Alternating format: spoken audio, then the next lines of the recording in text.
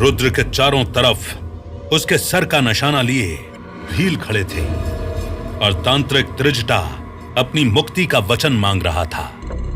ये अनोखी विडंबना है तांत्रिक देव। मुझे अपनी जीवन की परवाह नहीं है।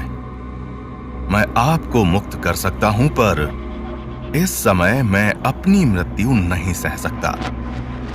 आप इन भीलों को समझाएं कि मुक्ति की पुकार आपकी है। मैं आपकी हत्या नहीं कर रहा। ये नहीं समझने वाला, मैं इनके लिए ऐसा देवता बन गया हूं जिसे ये छोड़ना भी नहीं चाहते। अगर इन्हें समझाया जा सकता तो मैं कब का यहां से पलायन कर गया होता। भालेराव बहुत देर से सब सुन रहा था। उसने एक सेनापति की तरह भीलों को आदेश दिया, अपने अपने तीर कमान नीचे कर दो। जब रुद्र वचन दे दे तब फिर से हाथ उठा लेना। इतने परेशान मत हो। गोटू ने सबको इशारा किया। सबने हाथ नीचे कर लिए। बाबा, आप अपने आप को मुक्त क्यों नहीं कर लेते? आपके पास तो इतनी शक्ति है। तू जानता नहीं भालेराव, श्राप और वरदान खुद को नहीं दिए जा सकते।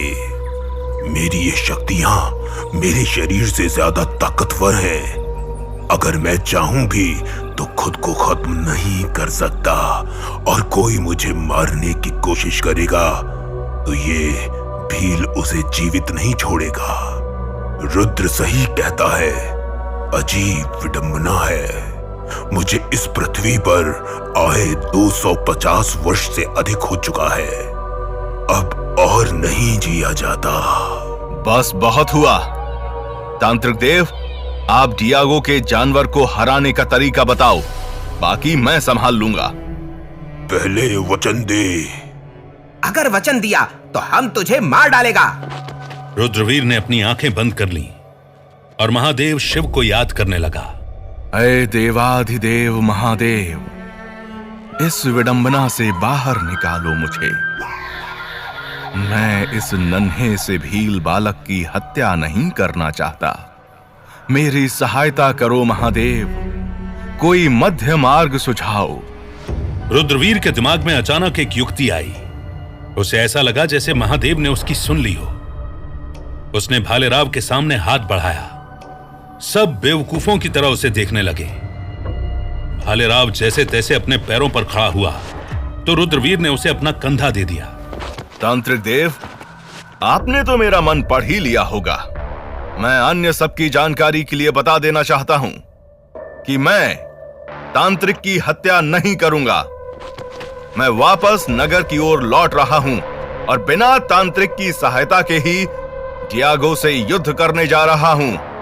तू ऐसा नहीं कर सकता। तू झूठ बोल रहा है। तेरे मन में कुछ और है। अच्छा, तो बताओ मेरे मन में क्या चल रहा है। बताओ सबको। तांत्रिक चुप हो गया। रुद्र मुस्कुराया और तांत्रिक के पैर छूने लगा। मैं तुझे क्या आशीर्वाद दूं? तू डियागो के कैद खाने में खुद घुसने वाला है और तू वहां झूठ बोलने वाला है कि तांत्रिक त्रिजटा ने तुझे लोगों को मारने की शक्तियां दी हैं। ये तो झूठ है। भालेराव तुरंत रुद्र की योजना समझ गया। जब सच से काम नहीं चल रहा तो झूठ ही बोलना पड़ेगा ना त्रिजटा बाबा।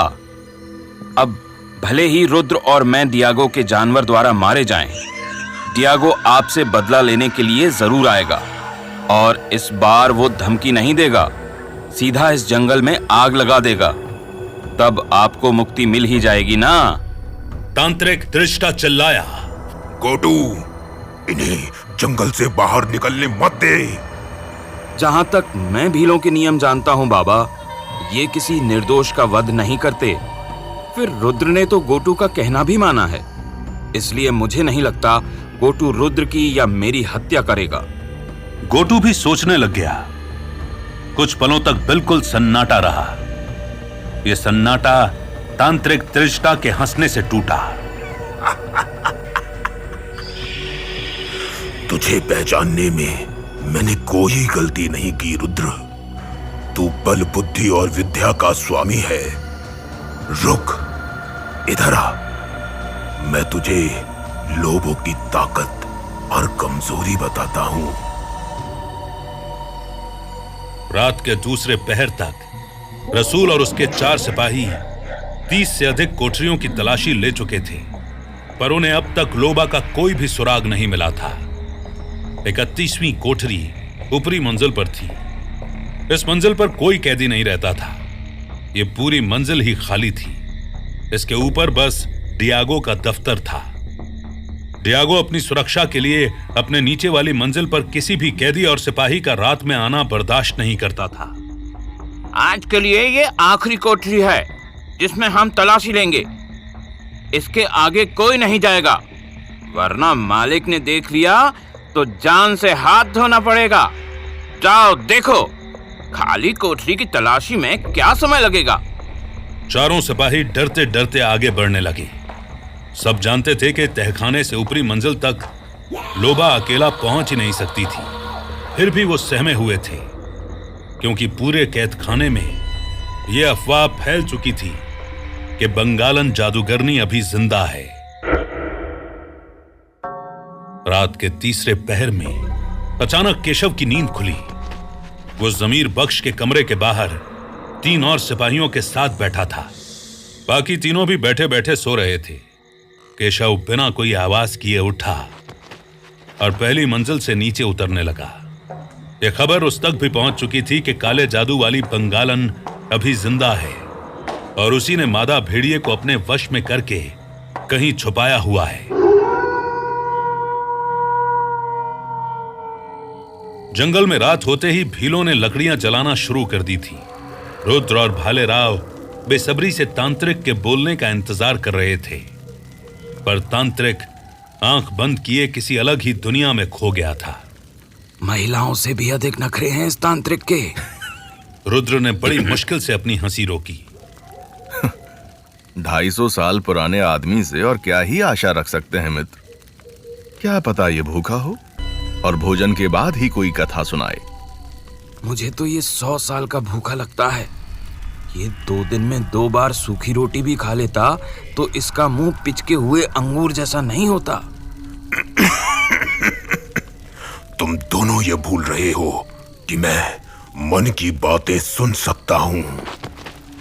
भालेराव और रुद्रवीर एक दूसरे को देखकर अपनी हंसी रोकने लगे। इधर आओ और ध्यान से सुनो। मैं मन ही मन लोबो भेड़िए से संपर्क स्थापित करने की कोशिश कर रहा था। ऐसा प्रतीत होता है कि वो बीमार है।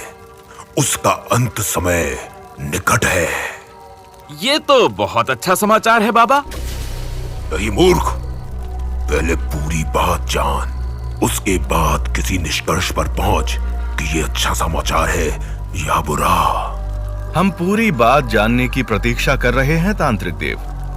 आपका शुभ मुहूर्त आ गया हो तो कथा सुनानी शुरू कीजिए। त्रिजटा ने चुल्लू में पानी लिया और कोई मंत्र बुदबुदाने लगा। ओम ह्रीम ह्रीम रक्षम गराय। ओम ह्रीम ह्रीम रक्षम गराय। ओम ह्रीम ह्रीम रक्षम गराय। ओम तांत्रिक ने अपने चारों ओर जल का छिड़काव कर दिया। हवाएं तेज होने लगी, मौसम बदलने लगा। आसमान में धीरे धीरे काले बादल छाने लगे। अब मैं जो बताऊंगा वो उन आत्माओं तक नहीं पहुंचेगा जो तुम्हारा नुकसान कर सकती है। डियागो जब मेरे पास आया तब मैं उसकी मदद करने का इच्छुक नहीं था। वो मुझे विवश कर रहा था, पर जब उसने बताया कि उसे एक ऐसा अनोखा राक्षस चाहिए जो न सिर्फ उसकी रक्षा करे बल्कि लोगों को तड़पाने, उनका शोषण करने के भी काम आ सके, तो मेरे मन में उत्सुकता पैदा होने लगी। उसने बताया था कि उत्तरी पुर्तगाल के राजा ने कई ऐसे खूंखार जानवर पाले हुए थे जो महल की बच्चलन औरतों का बलात्कार कर उन्हें दंड देते थे। वो भी कुछ ऐसा ही भेड़िया चाहता था, पर उसको आम भेड़ियों से कहीं बड़ा, ज्यादा ताकतवर और ज्यादा क्रूर जानवर चाहिए था। तो आपने उसे लोबो बनाकर दे दिया, पर कैसे? मूर्ख है तू। पुर्तगालियों की भाषा में भेड़िए को लोबो कहते हैं। मैं अपने जीवन में एक बार हिमालय गया था। वहां मुझे कुछ खतरनाक भेड़िए दिखे थे। वो खूंखार भी थे और भूखे भी, लेकिन फिर भी उन्होंने मुझे कोई नुकसान नहीं पहुंचाया था। तब मैं नहीं जानता था कि उन हिमालयाई भेड़ियों ने मुझ पर दया क्यों दिखाई। और अब आप जानते हो? हाँ, भेड़िए हमेशा झुंड में रहना पसंद करते हैं। वो एक परिवार की तरह अपने बच्चों की, अपनी मादा भेड़िए की रक्षा करते हैं, उनके लिए भोजन की व्यवस्था करते हैं। मैंने डियागो से कहा कि वो मुझे नर मादा का एक जोड़ा ला कर दे। मैं उन्हीं को ऐसा खतरनाक बना दूंगा कि उन्हें कोई मार नहीं पाएगा। तो ये दोनों भेड़िए डियागो खुद लेकर आया था? हाँ, ये भेड़िए वो पानी के जहाज में भर के पहले ही ला चुका था। मुझसे वो बस इन भेड़ियों को आदमखोर राक्षस बनवाना चाहता था। मुझे तो लगा था कि भेड़िया अपने आप में ही एक राक्षस होता है। एक समय मुझे भी यही लगता था, पर नहीं। भेड़िए जो भी फैसला लेते हैं वो अपनी मादा भेड़िए से पूछे बिना नहीं लेते। शिकार भले ही भेड़िया करे, पर किसका शिकार करना है और किसका नहीं, इसकी मंजूरी मादा भेड़िया ही देती है। इसका मतलब डियागो की जेल में भी यही हाल है? नहीं, जब मेरे पास वो दोनों भेड़िए आए तो सबसे पहले मैंने इन भीलों की मदद से उन दोनों को उनकी खुराक से दुगना गोश्त खिलाना शुरू कर दिया। जिसके बाद बीते 84 वर्षों में जितने भी खूंखार बाघ, गुलदार और अन्य खतरनाक जानवर अपनी उम्र से पहले ही मर गए थे, उनकी आत्माओं को इकट्ठा करके लोबो के शरीर में समाहित कर दिया। लोबो बुरी तरह तड़पा। उसके शरीर में बदलाव होने लगे, उसका कद बढ़ने लगा। मैं जानता था कि ये एक ऐसा खूंखार जानवर बनने वाला है जिसको काबू में करना डियागो के बस की बात भी नहीं होगी। फिर आपने लोबा का इस्तेमाल किया? हाँ, लेकिन यही मुझसे मेरे जीवन की ऐसी भूल हो गई जिसके पश्चाताप में मैं जल रहा हूं। मैं मुक्ति चाहता हूं। ऐसा क्या किया तुमने? जंगल के दूसरे हिस्से पर कुछ आदिवासी रहते हैं। उनमें से 2 आदिवासियों ने कई बार मेरी सेवा की थी। उनसे खुश होकर मैंने वहां उन 2 कन्याओं को अपनी कुछ शक्तियां उपहार स्वरूप सिखा दी। क्या थीं वो शक्तियां? उन दोनों कन्याओं के मर्द जबरदस्ती संभोग करने के लिए उन्हें मारते पीटते थे। इस अत्याचार से बचाने के लिए मैंने उन्हें वशीकरण सिखा दिया था। रुद्र की आंखों के सामने तुरंत कहीं अपराजिता का चेहरा घूम गया, दूर कहीं बिजली कड़की। दुविधा तब हुई जब उनमें से एक ने दूसरे के पति को बता दिया कि उसकी पत्नी उस पर जादू करती है।